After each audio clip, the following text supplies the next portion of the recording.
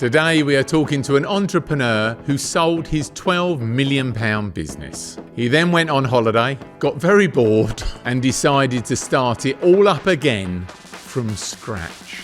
He's just coming to the end of his first year in business and his turnover is going to surprise you. We are talking to David Adams and this is another episode you won't want to miss. I'm James Martin and this is Entrepreneur Conversations. David, thank you for coming. Thank you. Introduce what you do and your business. What is the thing that you're into? So yes, my name's David. I own a company called Woodbox, and we are a timber merchant and wholesaler based in Winchester. Okay, and explain the name. Where does the name come? Woodbox. Yeah. What's that? It's a very Marmite name actually, and if I'd had my time again, I might have changed it. Okay. But basically, the storage unit that I've moved into used to store wooden potato boxes. And obviously we sell wood and then the potato boxes, so Woodbox. Right. But also my background in timber is I supply a lot of packing companies and case makers who make wooden packing cases. So the name just kind of stuck. I was brain dumping one evening. I think I actually found the name Gym Box and then sort of changed that into Woodbox. Okay. And it's quite Marmite. Some people really like it and get it. Other people aren't so sure. Or you've got to tell a big story every time. Exactly. And I actually find I have to repeat myself quite often as well on the phone. So I think if I'd had my time again, I would probably change it. Okay. And then, because the story is, we had a pre-chat, and this is what I would like to get across on the Entrepreneurs Conversation podcast, is that you have been through the process of being bought out by quite a big company. Yeah. And you know, you had a business there that was doing sort of up to £12 million turnover. Mm-hmm. How did that happen? Did they come to you? Did you go to them? Did you put yourself up for sale? What happened? Funny story, actually. So no, I didn't. At first, I didn't put myself up for sale. I was having a loose conversation with one of my competitors, and I think the question was sort of put to me, and at the time I wasn't looking to sell, but I went away and thought about it, and I thought, well, actually, maybe I could. You know, maybe now is the right time. Yeah. I'd grown the business on my own. Fairly quickly, and I wasn't sure that I could take it to the next level. When I originally set up the business, I thought we might just do, 1 or 2 million turnover, sort of lifestyle business, work a few hours and then go and spend the rest of the day sitting by a pool or something like that. Right. I'd grown the business quite fast. Wasn't sure that I was enjoying it as much as I used to. So anyway, the seed was planted at that point, and that particular company, nothing happened with in the end, but I got a taste for it then. The idea was in my head. Okay. And I then started working with a business broker who put the idea package it up. Package it up and to put the feelers out to see if someone else might be interested. David, do this. How many years did it take you to get from where you started it to 12 million? 10 years. So it was 10 years sweat of hard work to get to there. Yeah. And when you just said that just earlier, what did you see in your mind's eye the next level was? You said you wouldn't not necessarily get to the next level. What do you think that looks like? I had in my head, and I've got no sort of scientific basis for this, but I thought 20. Right. I thought we need to double. And then so go through your mind process. You get to 20. Say you could have got it to there. Yeah. To sell at 20. I didn't. I never started the business with a view to sell it. Okay. Right. I started the business because at first I really did enjoy it. I enjoyed the challenge. I like seeing things grow. Yeah. So, as the business became more successful and we got more customers, I enjoyed that stage, that growth stage. But if you come to one of our seminars or our masterclasses that I do, we are constantly talking to people that they should be looking to build their company for a liquidity day of sale. Because what are you doing it for? You're either taking a wage, taking a dividend, paying some taxes or whatever you're doing, but somewhere down the line we want to be really paid for all the effort, sweat and risk that you've taken. Needs to come into a bundle of money. I mean, and so it should be, if you can extract yourself out of the business. Now, you were saying earlier in the pre-chat that did become a slight problem, that they wanted to keep you in there. You were quite integral to the relationships of who was buying and stuff like that. Explain a bit more about that. Sure.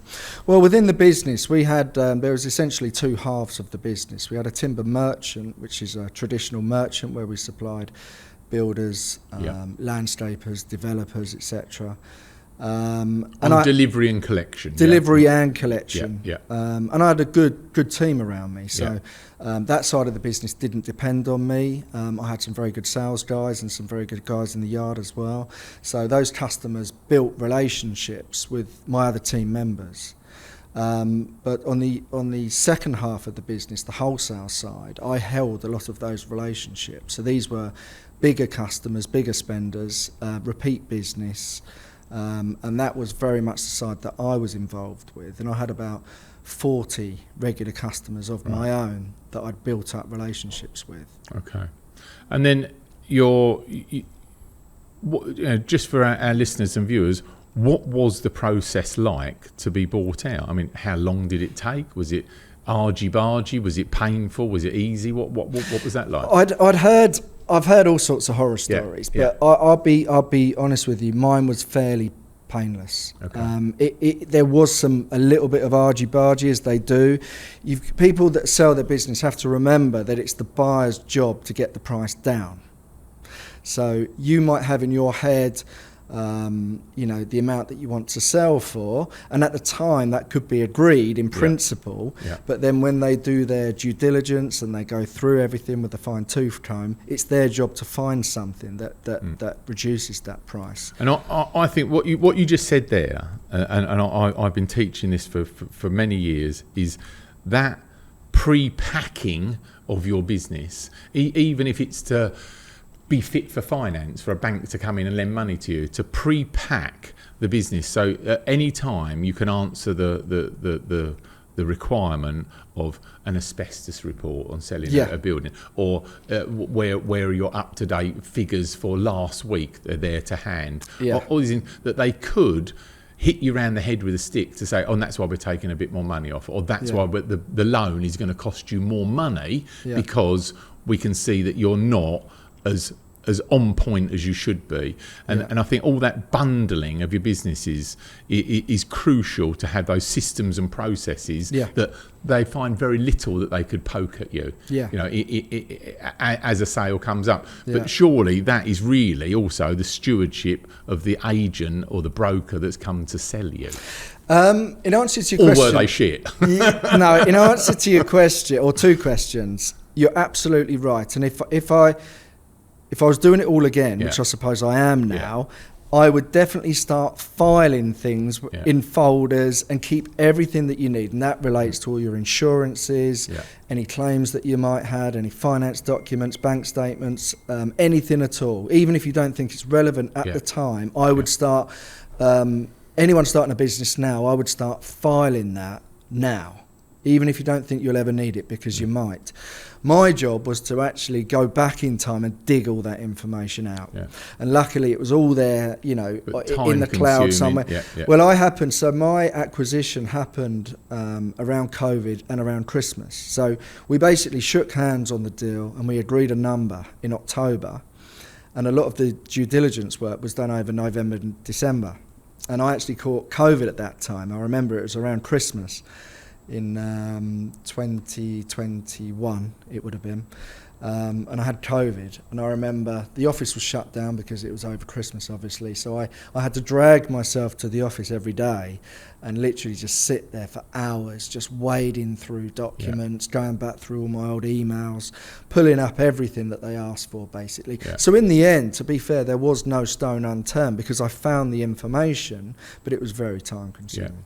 And they will always commonly, for people that haven't done this before, they will commonly come up with 60 questions. That I think I had 100. Yeah, 100, whatever it is, and come up there. And I've said this before on blogs and stuff, and when I've written on my letter, that you end up, the last 12 can never be answered. There are no answers for them. Well, you kind of lose the will to live as well by that point. You're done, aren't you? Your brain's cooked by then. I think they're trying to do it on purpose. They do wear you down with things. They know that the longer you get into this process and the more they can wear you down with questions, the more anxious you'll be just to get the deal done. But I think that there is a point, and I've had this from two ways: either being lent a lot of money or selling a business, or even buying a business. Is that you get to a point, David, and you just say, okay, well, your finance or your accountants can ask these questions. They're completely irrelevant to where we need to be.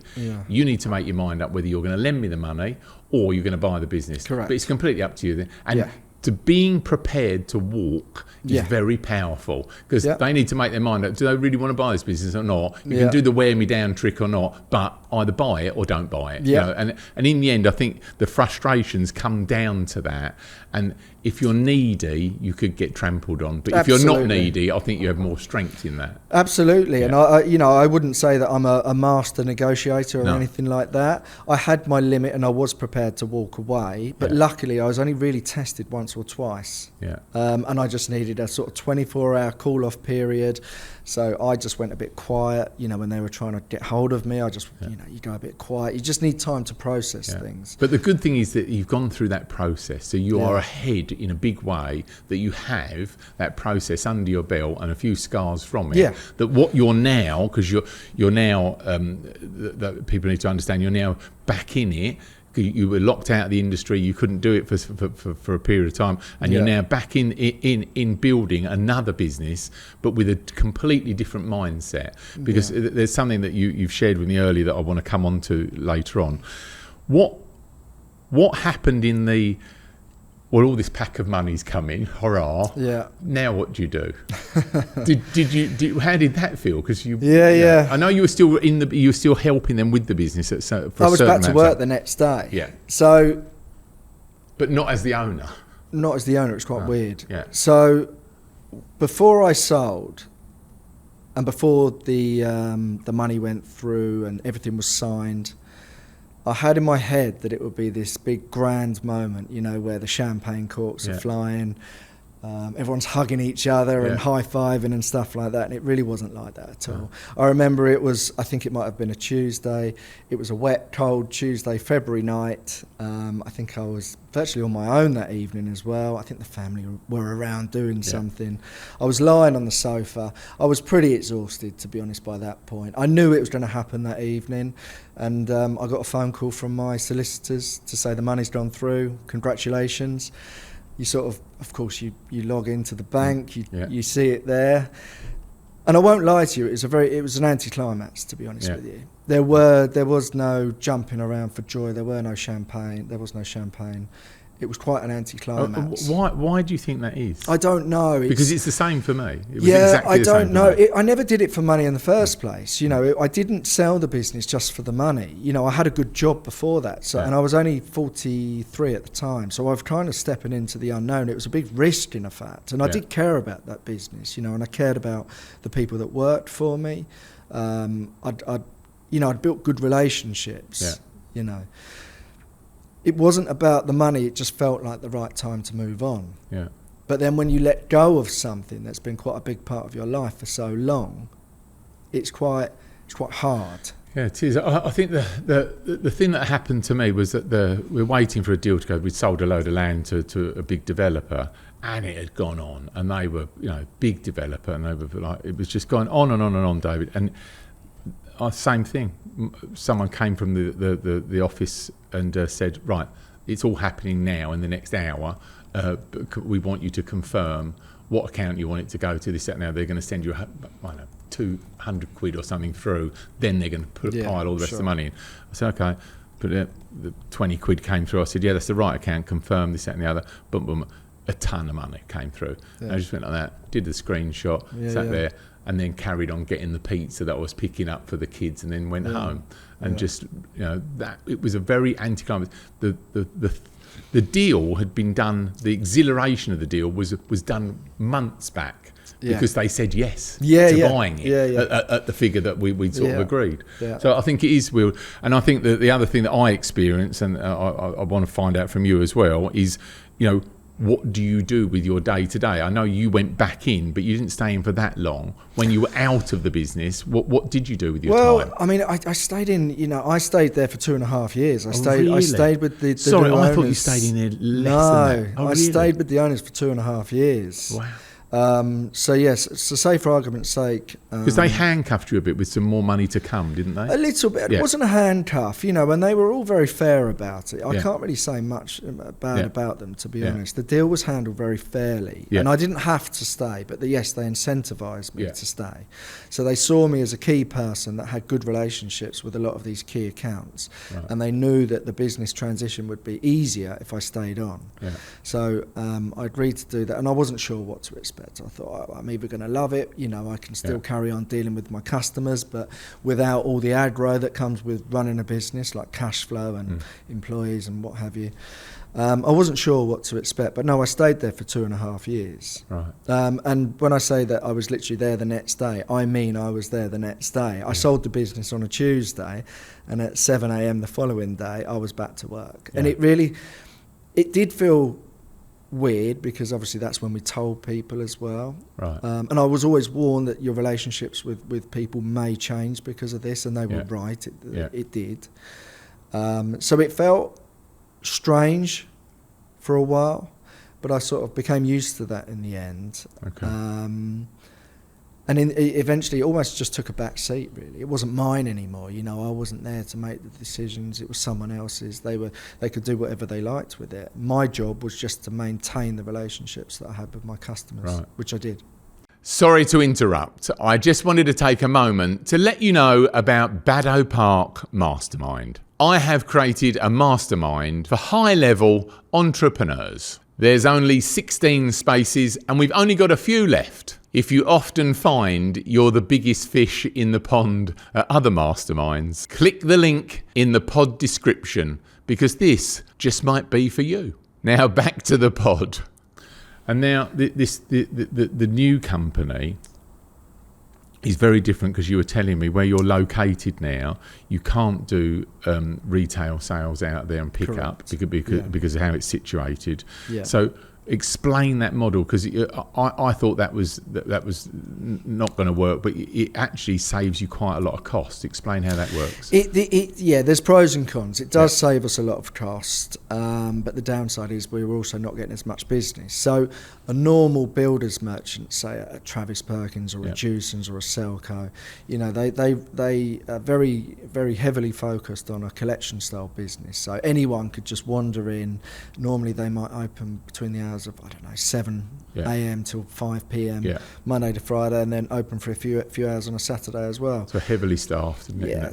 So basically, builders or anyone, builders, landscapers, could just call in, in the morning, pick up their materials ready for the day. My business, because of where I'm situated, the landlord there, and I knew this at the time, so it was no surprise. No. The landlord didn't want loads of collections. He essentially lives on the estate as well, and there was a security risk if we just had people coming in to collect. Yeah. So we have to rely on going, looking, searching for business, hunting for business essentially, and then delivering it. So we've got the advantage of we don't need to have as many staff, because if you're not doing collections, you can pick the orders in your own time. However, we're also not getting as much business. If you're now searching for business, how do you do that? How do you do it? I mean, you've obviously got contacts from old and stuff like that, but how have you done that? So at the moment, the bulk of our business, the bulk of our turnover is from the existing relationships that I have with my customers. Right. And those types of customers aren't actually collecting. They are more wholesale customers. They're buying bulk. So they're buying full Arctic loads of timber. Full packs minimum. So that is just from existing business. But is that on lower margins? Yes. Right. High volume, lower margins. what we need to do, or what I'd like to do, is try and balance out the business with some lower volume, higher margin business, and that's what we're having to go out and hunt for. Right. And to be honest, we are doing it the old-fashioned way, where we are picking up the phone. Right. We're cold calling, we're knocking on doors, we're writing to people, we're sending emails. Yeah. We are doing things more in a traditional sense, because I found that things have changed quite a lot on the digital side of things, and with social media, ad spend, etc. It's very expensive now to get found on Google, with Google Ads. But you've got customers of yours that are coming to you. You're fulfilling their order, and they are doing just that, aren't they? You've got people that are actually doing online sales. They don't own anything, and you're fulfilling some of their orders. Part of our business. So around COVID, the demand for timber and building materials was extremely high, and a few companies popped up where basically they've got a massive online presence. So they're the ones spending hundreds of thousands on Google ad spend, etc., but they don't actually hold any stock. So they would use other merchants dotted around the country to fulfill their orders. So we take a slice of the margin, and then they take a slice of the margin. Right. But it's a very crowded space now. It's very competitive. So it wouldn't be worth your while building that audience? I'd never say never, but we don't have that sort of budget at the moment. No. You know, back in the day when I first set up my website, 15 years ago or 16 years ago, all you had to do back then is you used to spend about 500 quid on a half decent website with some nice pictures on there, put some clever SEO text somewhere in the website, and you'd probably get found within a week. Yeah. And it's very different now. Yeah. Very different. We had our own, with the tree surgery, we'd obviously get loads of butts. I mean, this is completely different. This is just timber related, but it's completely different. What you're buying stuff from the quayside, it's imported timber. This was butts and stuff coming in, and we would have our own mills and mill it out, and we would just mill out 6x6s, 8x8s, big heavy timber, usually oak or ash. We used to do quite a lot of ash. Yeah. Cedar as well we used to use. We would put it in Auto Trader. Really? Because it would sell. Really? I know it sounds crazy, but we put it in Auto, when it was Auto Trader online or as a magazine. There were people in there. All these car dealers were building cart lodges, doing stuff or whatever, because they were active. That's a good idea. And we used to sell all of our stuff through Auto Trader. Yeah. It was just a funny way of doing it, as long as it was put into a package of 12 bundled, strapped and banded. Sure. And that was that was the only thing for sale. It wasn't multiples of that. It was that pack of timber. But why not? And that was it. And we used to sell that stuff. And timber, I mean, you take that log and put squares on it, and all of a sudden you've got a product. I mean, it is just what's happening. Talk, David, just a timber, all things timber for a minute with us. What is happening? We've got faster grown timber. The Demery rays are a lot wider than they were, and the people talk about the timber isn't like it used to. Where's the timber that we have here in England? Where's that come from? So roughly, I think my numbers are right, but roughly 80% of timber consumed in the UK is imported. Right. So that might come from Sweden or Latvia primarily. Okay. Because it's nearest, that's the nearest to us geographically. And they've also got huge amounts of forests out there, so vast amounts of trees. Yeah. The quality generally might be better from imported timber because it's slower grown. Right. So normally they say that from Sweden it might take 80 years before a tree has grown sufficiently before they fell it, compared to the UK. So the UK does have its own forest industry, and we supply roughly 20% of what we need. It might be a little bit more than that now, but I think it's around 20%. But the difference is that a tree in the UK might only take 15 or 20 years to grow, warmer climate. Because it's a warmer climate. Yeah. So it's not to say that UK timber is worse quality than imported, but because it's faster grown, it hasn't got the same strength properties. Right. It is faster grown, so it's not as strong. Yeah.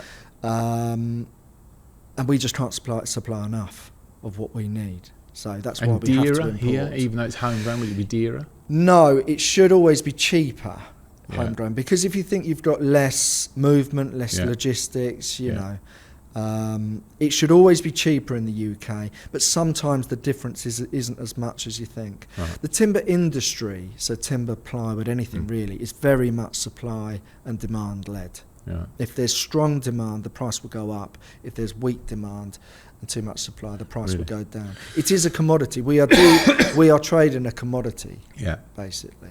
And that's hitting quayside, and then you've got relationships with how you buy that off quayside. Well, correct. Well, we would use either an agent, a UK-based agent that works for the sawmill, and we would do a deal with them. So basically, the sawmill covers all the costs up to port side in the UK. Right. So there's a big timber terminal in Rochester and another big one in Shoreham. Right. That's in the south. There are more further north, but they're the two main ones that I deal with. So all the costs are taken care of to Shoreham or Rochester, and then it's my responsibility thereafter. And is there anything like, because you are the size you are, but is there anywhere that you have buying groups where you can buy in with other people to get volumes? There are buying groups, but I've never joined one. No, okay. I didn't need one before, and I'm not particularly inclined to start now. Again, I think they've got their pros and cons. I think I bought either at my old company or now, we buy enough volume to know that we're paying a fair price. Yeah. And the sawmills as well, they're working off very slim margins anyway. So even if you bought... If you could bulk up how many pennies are you saving? Yeah, how much are you actually saving? Yeah. You know, there's a bit of a talking point in the trade where some companies ask for rebates. Okay. Now there isn't enough margin to offer rebates, so the sawmill will simply say, "Sure, what do you want the price to be?" And then they will take that off after they ship it. Yeah. So it's all smoke and mirrors, basically. There aren't the margins in this trade. I don't really. I do understand rebates, but me as the owner entrepreneur, when we buy alcohol here, the companies some do rebate. We don't do that. No. Just give me the best price. I don't deal with rebates either. I think the rebate thing, it is something later, and they're looking for volume and this, that, and the other, and then that means you're hooked into that as the only supplier. So then we'll get our rebate. I think I don't like it. I would like the best price for the volume of the day. I agree with you. Yeah. It's something for later. Yeah. It's quite often paid to the management team as well. That's as a little bonus. Yeah. And the one thing I don't like about it, and I've never been keen on this, is that actually it's about margin protection as well. Yeah. So the guys selling the wood on the shop floor, Yeah. they will see the price before rebate. Yeah. So then it's margin protection. Yeah. But my view has always been, if you can't trust your guys to not give away margin, then you've got the wrong guys. Yeah, absolutely. So I never did that. Yeah, I never got involved with Yeah. it. It was in a way, it almost felt dishonest to me in some ways, because it was like everyone knew, but people didn't want to talk about it. Yeah. And how is, on the marketing for the new company, how is the analogue sales going? I mean, it's time consuming, but how's that going? It's been going very well. I mean, we've been going for less than a year, and we'll turn over 3.2 million this year. Right. And what do you see that growing up as? What would you like to get at the moment? I'd like to do 4 million in my next financial year. My year end finishes in March, so next year I'd like to do 4. And then eventually get to 6, and I think it would take us 3 years to get there. And what does it look like out there for projects starting and stuff, and the need for timber? Because we hear about the economy's shit and people aren't starting projects, or projects are being sludged or whatever. How does it feel from you as a supplier? There is definitely work out there. Yeah. The economy doesn't feel great. I think a lot of people are sitting on their hands. When I talk to customers, they would say that there's lots of projects pending. Yeah. There is a little bit of nervousness out there, but there is still work out there. If you look, the timber industry as a whole is huge. So if you look at Rochester, I've got good relationships with the guys at Rochester who run the port there. Yeah. Very successful business. They are shifting 100 loads a day, Arctic loads per day of timber. Yeah. And that's just one port. So then Shoreham, I don't know exactly how much they do, but it's going to be similar. And then you've got other ports dotted around the country. You've also got the UK sawmills, delivering load after load into the UK as well, into their customers. Yeah. This doesn't include plywood either. Plywood's a different story. So there is plenty of work out there, but it does feel to me as though people are chasing after the same business. Yeah. Which is dragging down margin. Yeah, it's dragging the margin down. Yeah. Normally, what you might find is, this is how I see it anyway, and I could be wrong, but how I used to see it is that traditionally you'd have the big national merchants like Travis Perkins or Jewson's. They would chase after the national house builders, okay, because they had the supplier network, so that was their cup of tea. They would chase after the large national house builders. They would leave the smaller contractors, the small to medium size, to people like myself. So the independent merchants would work closely with, I don't know, loft companies and building contractors, maybe building 5 or 6 units, something like that. I think from what I see, one of the big problems is actually with the large national house builders sitting on land, not quite sure if it's a good time to start building at the moment. So you've got the national the national merchants like Travis and Jewson's chasing after the same customers that we are. I see. So everyone is chasing after the same business. So then now. the margin's being eroded because they're all trying to get on price. Yeah. It's all on price now. Yeah. No one wants to lose an order at the moment. It's very expensive now to open up a merchant. With rent rates, lorries. My lorries cost £400 a day to put on the road. Yeah. The overheads of opening up a merchant are not cheap. No. And so we need the business. So no one wants to lose an order. And did you always have in your mind to go back into it again? No. So what's pushed you to do it again?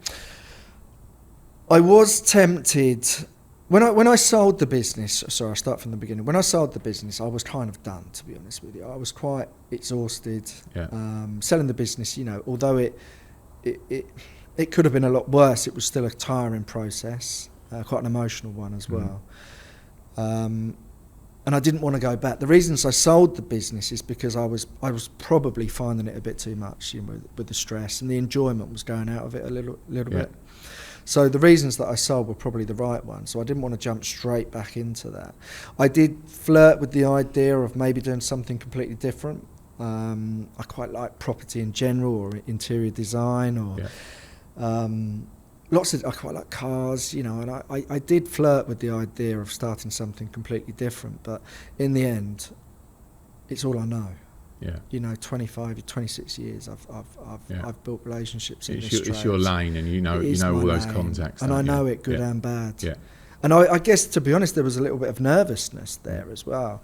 And it's funny because when I told people I was going to start up again, everyone said, "We've done it once, you can do it again." And I actually feel as though this is a much bigger challenge, to see if I can do it again. Yeah, because you're going to be responsible for it, and people are actually looking, aren't they?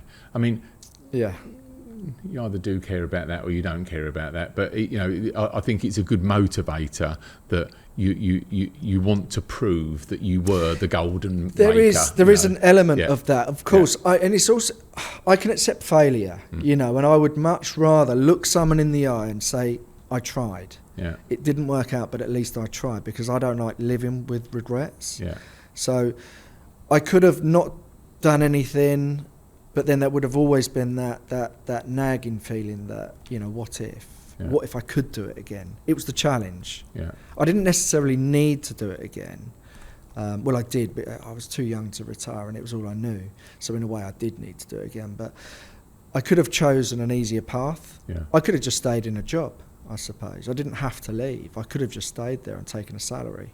And stayed with the company Stayed with the company, absolutely. I could have just stayed there and had a 9 till 5. And what is it that makes you, David, the entrepreneur? What's the bit of belly, fire in your belly sort of thing that makes you want to be in control and in charge yourself and have all the problems stop at your door? It's the challenge. Primarily it's the challenge, and I've realised that I like shiny new things. Yeah. So I enjoy the startup phase the most. Yeah. That's where it's the most exciting, where you all the way from designing your logo to building your website to getting new customers to putting the systems in place to go and view units. That's, in my opinion, that's the most fun part. So if you don't enjoy that part, then perhaps don't. Yeah. Perhaps you should think about what you're doing. Yeah. But that's the part that I enjoy. I enjoy building things. I enjoy the challenge. I like watching things grow. And it is funny because a lot of the reasons that I sold the original business for, my first business for, are actually the things that I ended up missing. Right. The stress, Yeah. the sleepless nights, the problems. And it's a question we can't ask everybody, how are you with stress? I'm better this time round. Okay. When I was 30 when I started my first business, and I used to worry about things a lot more. Yeah. I used to think that everything that happened was like a disaster. Yeah. Oh my God, how are we going to survive this? How are we going? And I think as you get older, you just realise it will be all right. Yeah, and a lot of it just disappears. It dissipates. Doesn't it? And sometimes the things you worry about never actually happen. No, that's and right. it's the things that you don't worry about that you need to be more we say careful for. We say, don't we, Ollie, that worry is something that hasn't happened yet. That's the expression for It it. is really true. But it is true. But to get your head into that isn't easy. No, it's not. And I think it comes from experience. Yeah, it absolutely comes from experience. Yeah. What has been like this is the question we also, what's been your worst day at work, working for yourself? What's been that worst day of doom? Oh, blimey, that's a good question. I might need to pause the camera. Yeah, no, so you can think about it. But we always ask it because we then ask you what was your best day after that. We just try and do those chalk to cheese to one another. But you know, I'd gone off. This is early days. I'd gone off to empty a truckload of logs, and I came back, Ollie, to the site, and I could hear a chainsaw ticking over. And I walked out, and as I walked out, I could notice there was like some marks on the paving. Walked out, and there's just a chainsaw just ticking over like that on its own. No one there. And then I looked, and there's blood. Oh no! Like a lot of blood. What, someone's hand? No, it's just blood. There's just blood everywhere like that. So I knocked on the door, and there was no one at the house we were working at. Yeah. And then I followed the blood, and the blood went round to the neighbour's house. And I saw the door had blood on it. So I knocked on the door, and there was this woman covered in blood. And I went, oh, hiya. She went, oh, I've sent him to the doctors. And I went, oh, right, okay. What? She said, oh, no, he's hit his face quite hard with the chainsaw. Oh, shit. Oh, my God. I'm thinking, what has happened? Yeah. And what actually happened, he was cutting a log in half, and it had gone under tension, pinched the saw, he pulled it out. And as he pulled it out, but he had all the safety gear on, the helmet and everything. Right. But as the saw came towards him, the saw took his helmet off.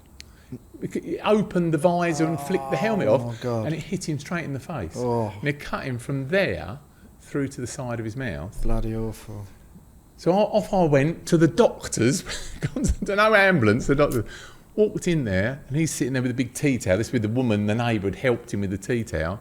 Sitting there with his tea towel on his face. And he's gone, oh, I'm really sorry, I made a mistake. I said, oh, I'll calm down. He said, the doctor said he'd be like 10 minutes. I went, all right, let me have a look. So he opened the tea towel, and I could just see straight into his mouth through the hole. It was right through his cheek. Oh. So I put the tea towel back on. I said, we'll jump in my truck and we'll go to the hospital. Took him to hospital, got him sewn up. And it looks fine now. I mean, I've known him for years, but it's fine. Poor old Jim. But it was, everything was in place. Yeah. He had made a genuine mistake. Yeah. But talk about a frightening moment. My God, it was like, that was crap. Right. I would say probably the hardest part was probably navigating COVID, to be honest, running the business. Navigating COVID, yeah. I talk about that as a hard time. I remember, do you remember when Boris announced that we were all going into lockdown? Yeah. The first announcement. I remember sitting around I was home and I was watching the news. I had Sky News on, like, in the background constantly. And Boris announced that the country was going on lockdown. And at that moment, I remember thinking, that's it. Everything that I've worked for has gone. Yeah. I won't survive this. Yeah. It was. I would say that was my worst moment. And then also, actually, it was during COVID as well. So as it happened, there was a loophole for builders merchants. We were allowed to stay open. That's right, you were. Yeah, that's it. Yeah. So we did nothing wrong, and actually, this really benefited my business because whilst our competitors were sort of scratching around, figuring out what to do, because these were big national companies. I'm a one single, operation. So we could act really quickly. So we had to get the screens up, etc., etc., and we had to, have this 2 metre distance. Do you remember that? But we were basically back to work the next day, and because most of our competition had closed down, our phone was ringing off the hook. Yeah, I bet, yeah. At one point, we were trying to answer 500 phone calls a day, which for a small business with 3 people answering the phone was quite a challenge. Yeah. The website was down into overdrive to the point where we actually phoned our developers and asked them to close it down. Or they said, you can't close the website. I said, we're going to have to, because we can't process this amount of orders. It's just ridiculous. We were talking to people on the phone and they were saying, have you got this, this and this? And we were saying, well, yes, we have, but our lead time could be 6 weeks. And they said, that's fine. Put the order on. And could you get the stock from the dock? We could get the stock, but we couldn't get it quick enough. Right. And so it was literally coming in and going straight back out again. Yeah. We weren't...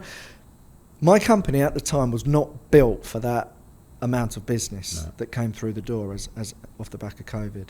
And I was going to add as well that during that time, forget the business side of things, but it was a very emotional time for people. A lot of people were scared. Yeah, they were, yeah. They didn't know what to do. And I found it very hard as well. I didn't know what to do either, and people are looking at you for the answers. Yeah. Oh, I didn't know. I didn't know what to do. And I remember there was one day in particular which brought me to tears, because I'd had a bit of a to-do with one of my guys at work, because he was scared, and it felt like he was pointing the blame at me, saying that I was forcing him to come into work, and I wasn't forcing him to come into work. I made it clear to everyone that it was their choice, but because a lot of companies, could work from home, it was questioned why weren't we, but we couldn't work from home. We had to turn up. Yeah.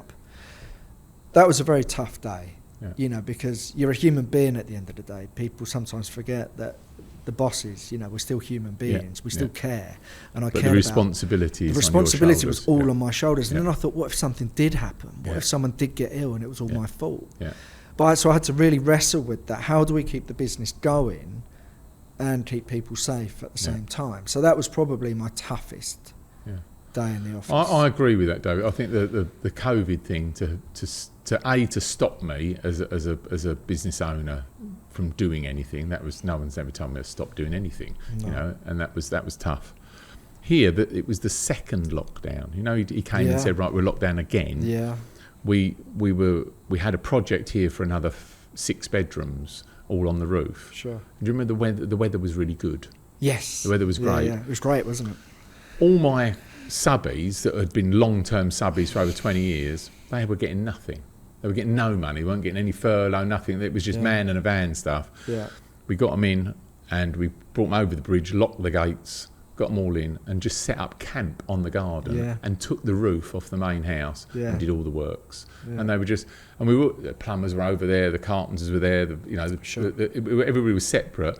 Then after about 10 days, everyone went, well, I've bumped into Johnny in the loo no one's ill, and let me just started having these barbecues, and it was just like the whole thing just happened like a big building project. Sure. But no one left, and we had one person go out and do shopping for everybody. And it really did work, but it was scary times. I think it brought, for us, it brought a lot of people closer together in lots of ways as well. It was a weird time. It feels like a million years ago now, but it wasn't. Yeah. And it was a very strange time. But I think it also, the stats show that COVID killed off lots and lots of companies because they were all one paycheck away from failure. Sure, and they just absolutely were. Their margins weren't there, their profit margin wasn't there. They're just rolling from one invoice to another, to a payday, to another invoice day, to a payday. And it actually did shuffle down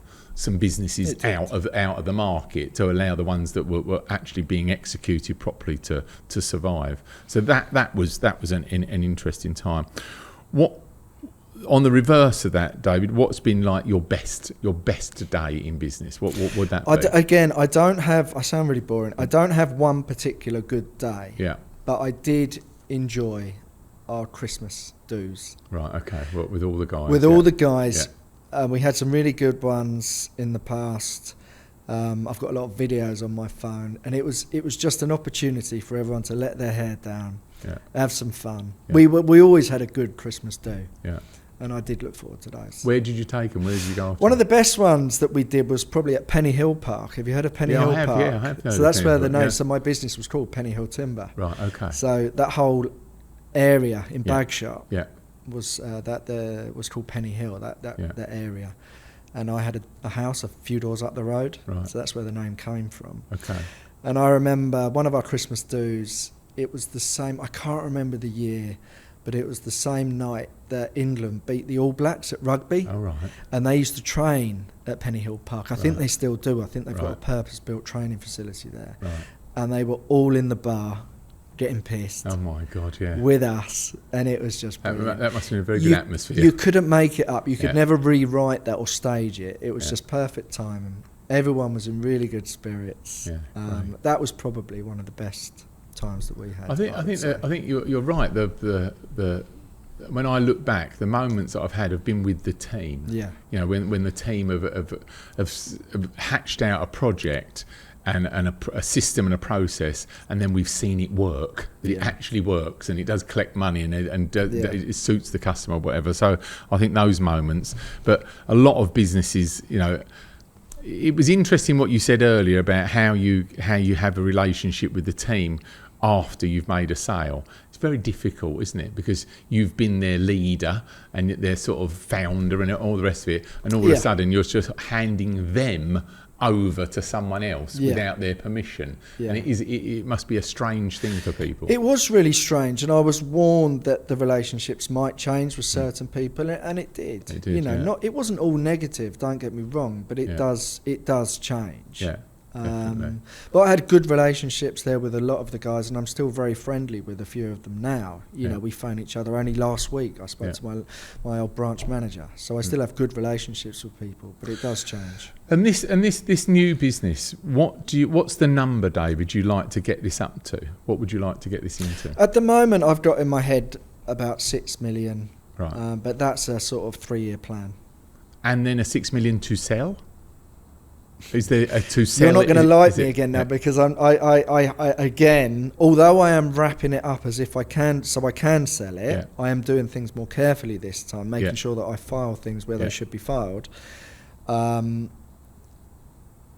end goal at the moment isn't to sell. I don't know what the end goal looks like at the moment. The goal at the moment is to keep me out of trouble, and give me something to do.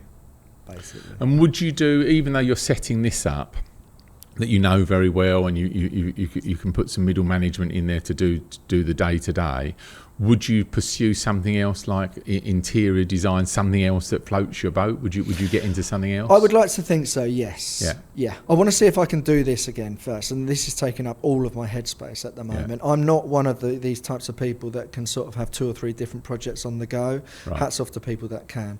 I like to focus entirely on one project at a time. So at the moment, this is taking up all of my time, energy and money at the moment. When this gets to a point where I feel as though it's starting to work now, and I can be less involved, then I may well look at doing some other things. Because are you using your own money to stock? I am. Yeah. So are you not borrowing money? I never borrowed money. No.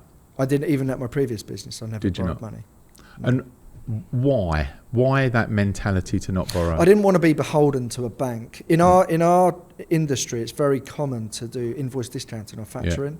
You start off with factoring more often than not, and then you lead into invoice discounting. It's quite expensive. And it's erosion to margin. It's erosion to margin, and the margins aren't big to start with. What I used to do instead, I used to do the same type of thing, but I used to just incentivise my customers to pay me more promptly. So I would say to my customers, normally their payment terms are net monthly account. So something that's invoiced in February might be due for payment at the end of March. But I would say to certain customers, if you can pay me within 14 days, I'll give you a 2% discount. That's the same thing, but without being tied into the bank. But I think that it's very different for that invoice factoring. if you've got a service industry. But when Yes. you've got a product I industry, agree. the margins are... I agree with you. So I'm Yeah. not saying it's a bad Yeah. thing, Yeah. but for me, I didn't want to lose any margin. No. I started the original business, and I haven't managed to do this second time round, £20,000, Yeah, wow. and turned it into a £12 million business within Yeah. 10 years. And Yeah. we didn't borrow money. Yeah. I had an overdraft with the bank, but it was only small, about 30,000 or something, that we dipped in and dipped out of, mostly around VAT quarters. Yeah, VAT quarters and Yeah, waiting for money to drop absolutely. in. Yeah. Yeah. Oh, I think that is incredible, and it's the true entrepreneur of you that you're using your own money to do it the second time round as well. But I'm fortunate because I can. Yeah. Obviously. Yeah. I will be honest. If I didn't have, I can do this the second time round because I've got the relationships with people and the industry knowledge. Yeah. And B, because I had some finance as well. I had some capital behind me from the sale of my previous business. Yeah. I wouldn't like to have a go in this current market without both of those things. No. I think you would As a fall new- at the first. as As a a newbie, newbie, no way. no. It's too difficult. Yeah. No, I agree. It's too difficult. I invite you to have a look over my shoulder at my newsletter. If you want to hear about the things that grab my attention each week that could bring you value, sign up in the episode description. Now, back to the pod.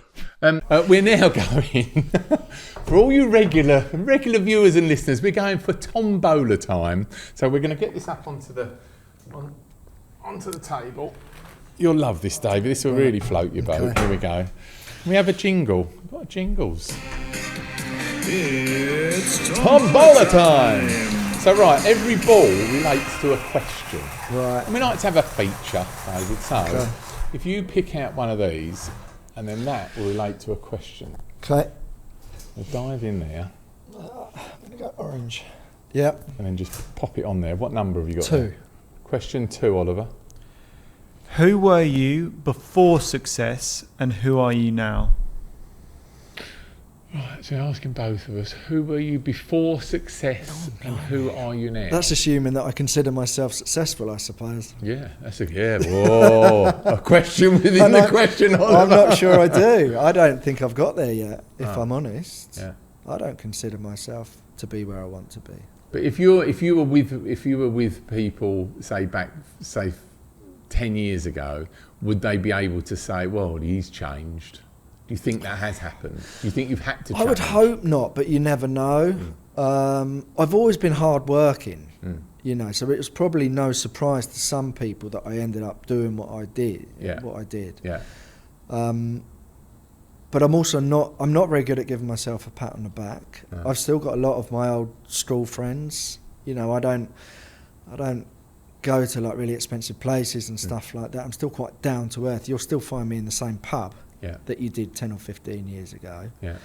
And genuinely, I don't look at myself in the mirror and think, wow, you've made it or anything like that. No. I don't. I look at other people, that seem to be, or that are, levels ahead of where I am. Yeah. And I think that they're successful. I think there is possibly a little of the imposter syndrome as well with myself, where you don't quite feel, I don't know if worthy's the right word, but was it just all a fluke? You know, and again, that's another reason why I started up again, to see if I could do it all again, and that actually I then deserve my badge. Yeah. Because if I think if I could do this again for a second time, then I deserve the badge. Yeah. Okay, that's a good answer. I like that. You like that? That was good, wasn't it? Right, should we do another one? I'm going to do one here. Hit the jingle, baby. It's Tombola time. Go for that, David. Go in there, grab one of those. Green. What number? 17. Question 17, Ollie. What does winning actually look like for you now? Are you answering this one? Well, it's a very. What does winning actually? It's a similar question to what you asked before. I mean, that's just how the questions come up. When you talk about winning, I like to win when we buy a property and we other people are trying to buy it as well, and we win that's a win for us that we were able to do it. And sometimes I get like a dog with a bone to actually achieve that, and I end up possibly, not so much now, but I might have given more money for a property to be the winner of the property. Probably not so much now. A win now, Ollie, is when we've got systems and processes of companies that we own that work very well, collecting money, getting advertising that works. We've just spent a ton of money on pay-per-click over the last 2 years. It's a fortune, isn't it? It's a lot of money with a lot of subcontractors running it for us. But we found the right contractors, and we're spending the right money, and we're getting the right leads out of it, and we're getting the right profit out of it. But that has taken a process of staying in, and the staying in was at least 8 months. As a business owner, you could have gone 3 months and gone, this is a waste of time. But we had to fettle it to get it right to work, and that's a win. Because if I hadn't have done that and lent into the problem would still be there. I think that's good advice anyway, because I was thinking on the way up here that really business to me it's about the long haul. It is a marathon, not a sprint. And too many people give up too soon. But it takes time. Or they expect it to. They expect it too soon. Idea number 5 or idea number absolutely. 20. No. And it's just, if you're into, we do tree surgery and have done for 48 years, whatever it is. I've been doing it. We still do it today. There are men out today doing trees. That model works. We stay in our lane.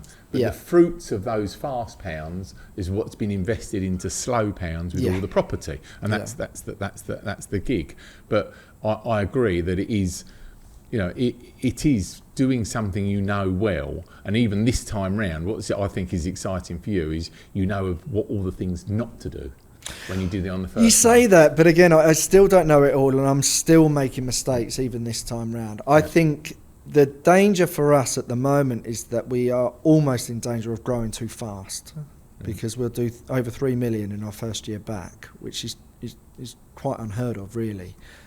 It's quite fast growth, so we need to be careful of that, because obviously to sustain that growth we're going to need more capital, more stock, and operations, and you don't want to grow too quickly. I believe, rightly or wrongly, if you're going to stand on the stance that you're not going to borrow money.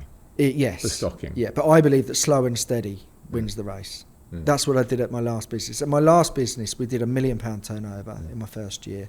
Second year was 2 million.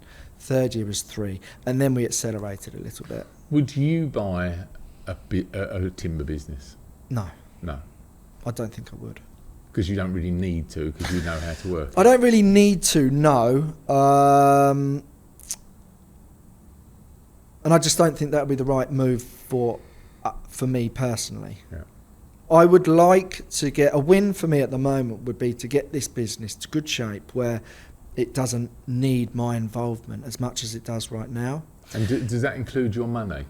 Yes. So you could actually get it. Because I need to work out how to get that self momentum. I need to work out how to get that money out. Yeah. And I haven't got that far yet. So. But it's only in his director's loan, surely. Yes. Yeah. But we need it without taking it away from the company. But we need it for cash flow. Yeah. Exactly. Yeah. So, and I don't need the money right away, so it's fine. But I will eventually, or I do eventually want to get that money back out. So, and I haven't got that far yet. So I haven't figured out all the answers. I would like to think that I know more than I did 15 years ago, but I still don't know anywhere near enough. Because it's very interesting what you've done. Is what you've really done. You just said, it's my little pile of money that I've got here, my few £1 million. I just invest it in myself.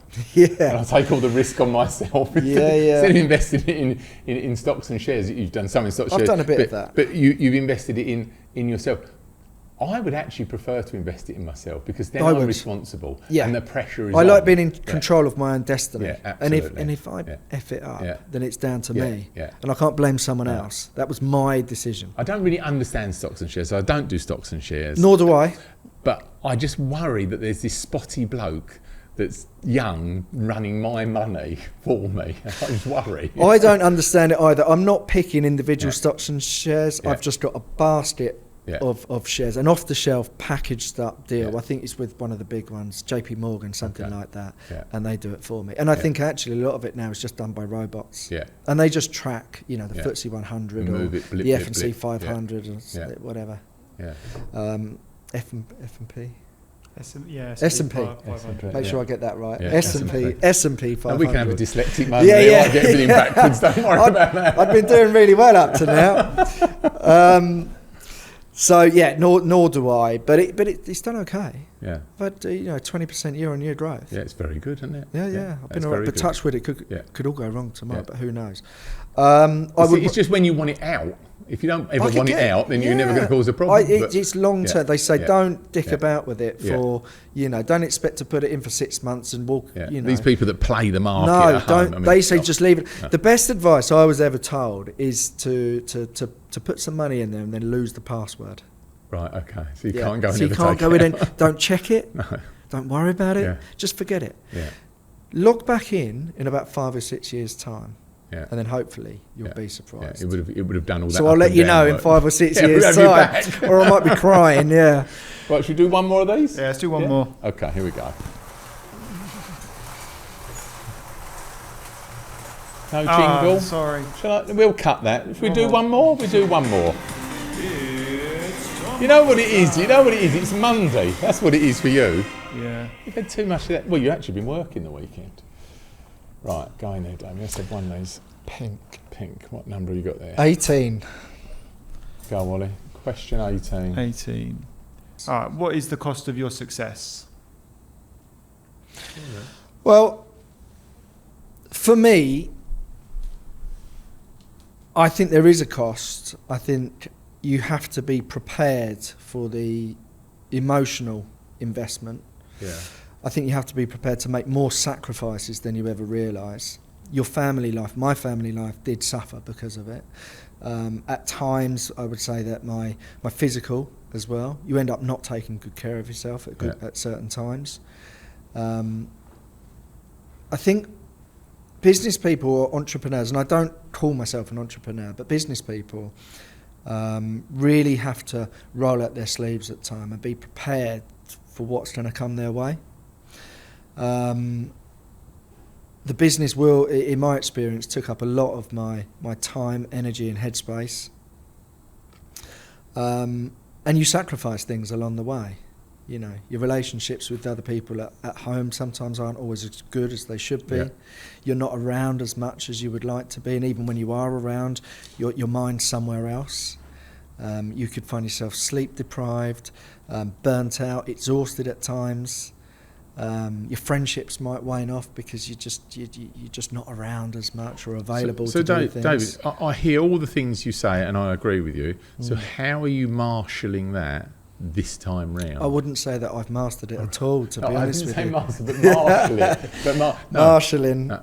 I am better at not taking problems home, but I'm Yeah. not perfect. None of us are. No. But I am better at that.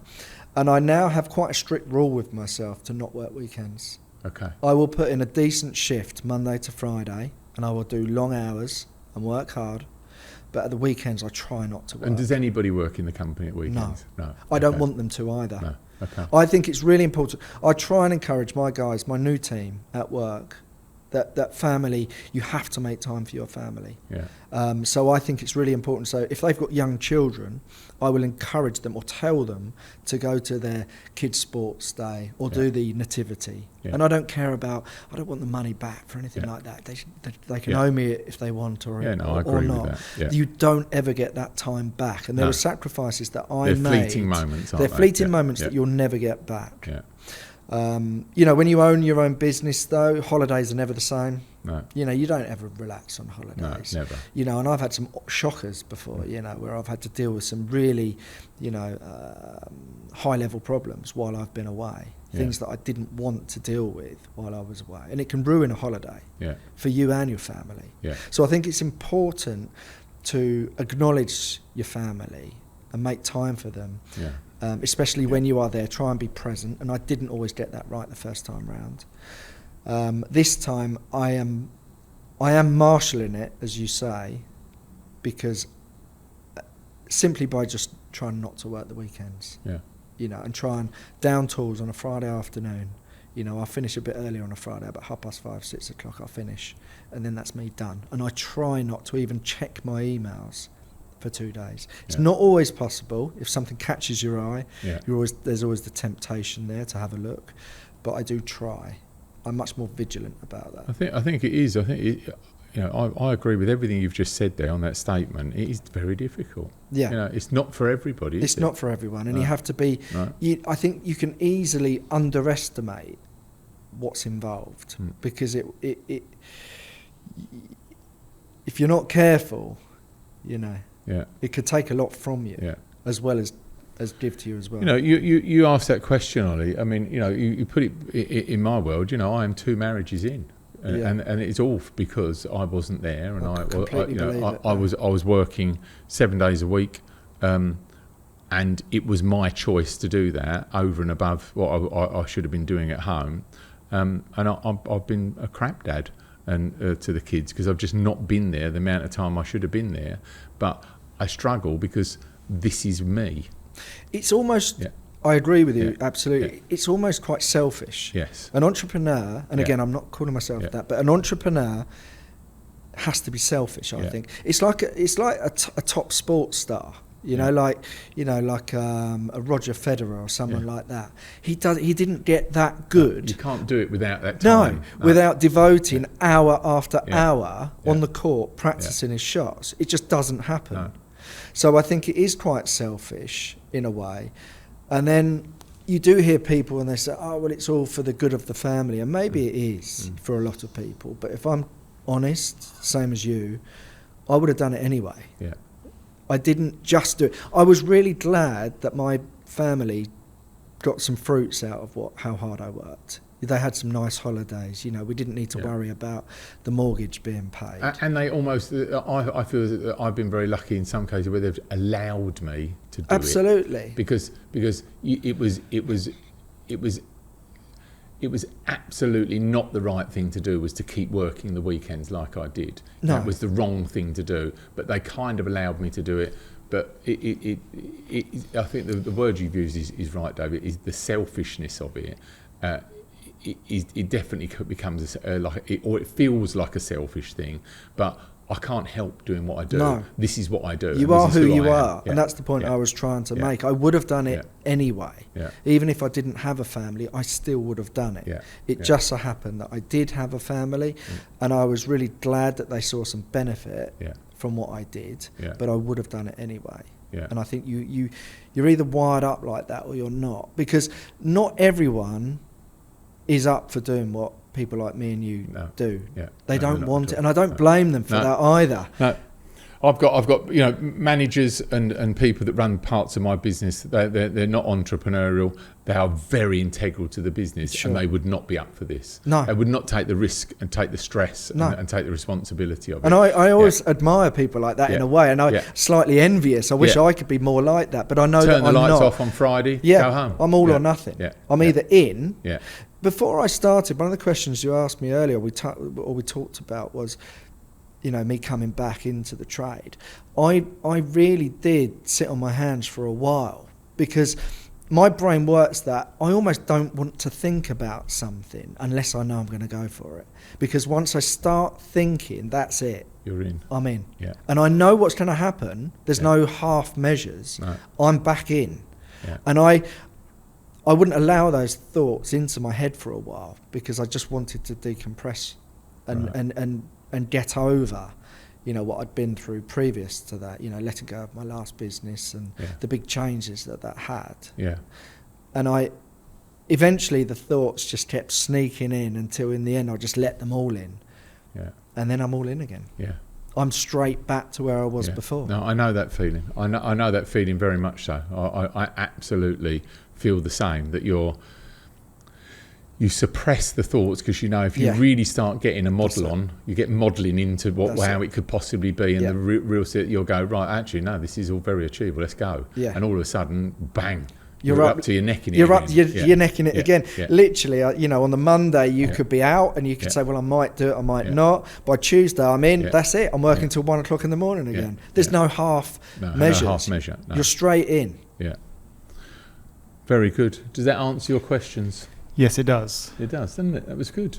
Do you want to do what we're reading? Yeah, shall we do the jingle? Yeah, should we do what you're reading?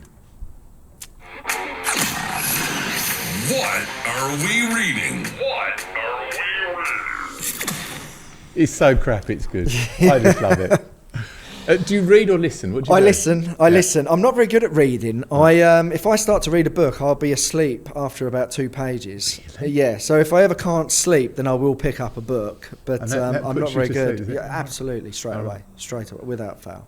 And so who do you listen to, or what do you listen to? So I'm repeating a few things at the Yeah. moment. I'm currently listening to a sales book by Brian Tracy. Oh, I love Brian Tracy. Brian Tracy was just one of the best. Yeah. And a lot of other people, newer people, He's have still, modelled he's themselves. still alive, just alive. Yeah, he was great. Yeah. I hate to sound cliched, but one of the best business books you could ever read is Felix Dennis, Yeah. How to Get Rich. And I read that 15 years ago. Yeah, it's great, So isn't it? I'm not jumping on your bandwagon No, there. that's my because favourite book, and it is for a lot of people. If you could Yeah. only read one Yeah. book, just read Just that read one. that, yeah. Just you'll be all right. He's a rock star, isn't he? He is. It's- What a it's life just- he led. yeah, it's just Because he was a fantastic. character. Yeah. I'm drawn to characters as Yeah. well.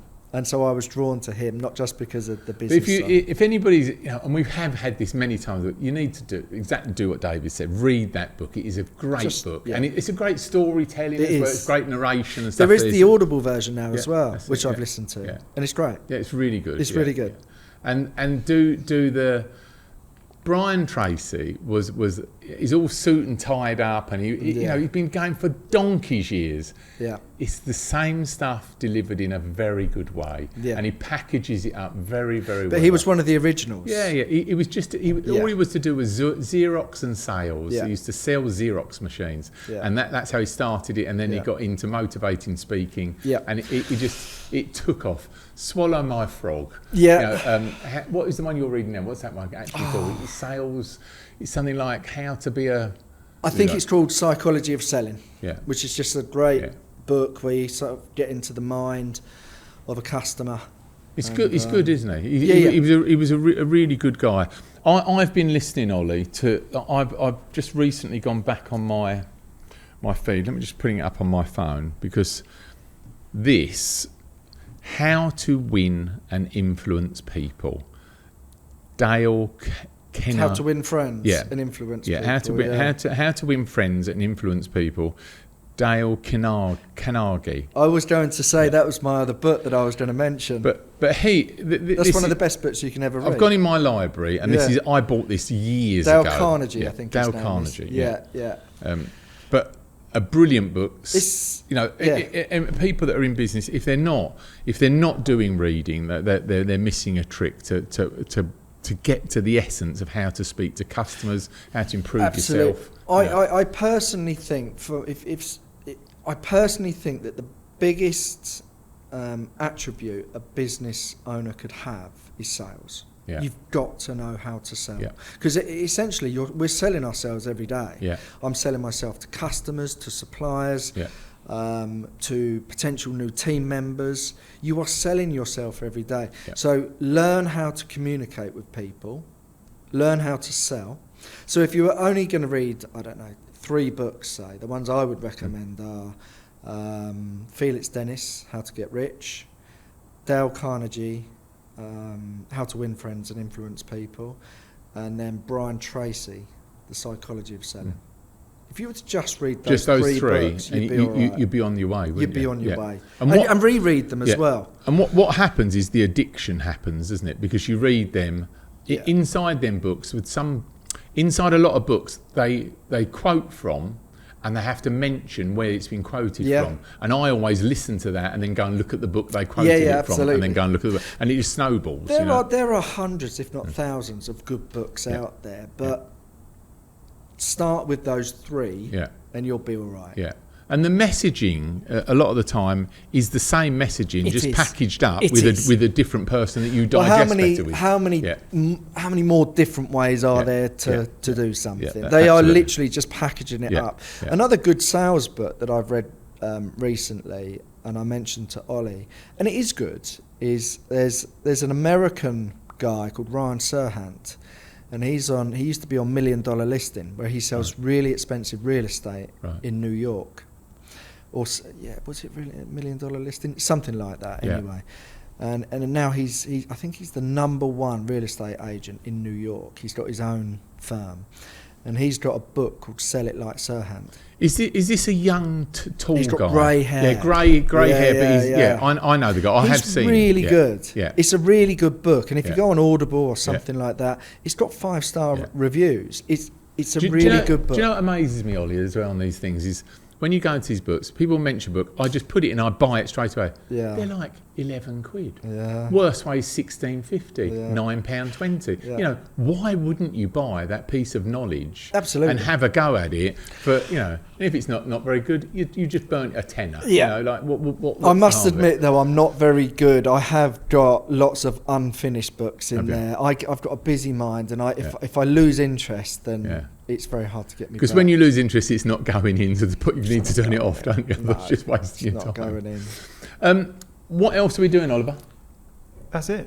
We do that. Yeah. So if we do, David, if people want some timber, Yep. where do they find you? Let's do that. Sell yourself to us. So you will find us online at www.woodboxuk.com, and we supply Surrey, Hampshire, Berkshire, with building timber, sheet materials, and then we go further afield for our wholesale business. I think our furthest customer is in Manchester, so Wow. we can cover a lot of the UK on the wholesale side. But if you wanted to find out more, it's woodboxuk.com.